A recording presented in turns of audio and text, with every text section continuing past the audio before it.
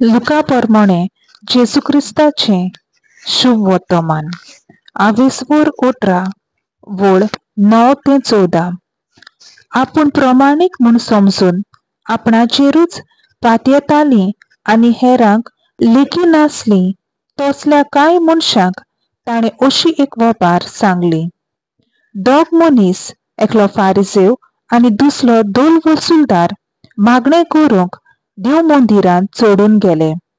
तो फारिसेव नीट उबो रावन असो आपल्या मनांत मागणें करतालो, देवा, हांव तुका दिनवासतां, कित्याक हांव हेरां मनशां सारको न्हय, ते चोर आनी नागवणे, अन्याय, पदवारी, हे त्या दोल वसूलदाराय सारको न्हय. हांव सातोळ्याक 2 पावटी हांव उपास करतां, म्हजे कडेन आसा तितल्याचोय 10वो वांटो फारीक करतां.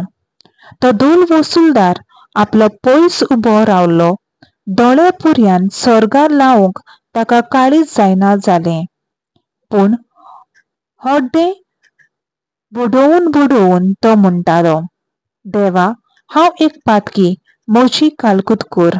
हांव तुमकां सांगतां, हो मनीस देवाक मानवलो जावन आपल्या घरा परतलो, पूण तो दुसरो देवाक मानवलोलो जावंक ना, कित्याक आपणाकूच उंच काडटा ताका देव काला उडयतलो, आपणाकूच काल्ती जातात ताका देव उंच काडटलो. देवाचें उतर हें. देवाचो व्हड उपकार.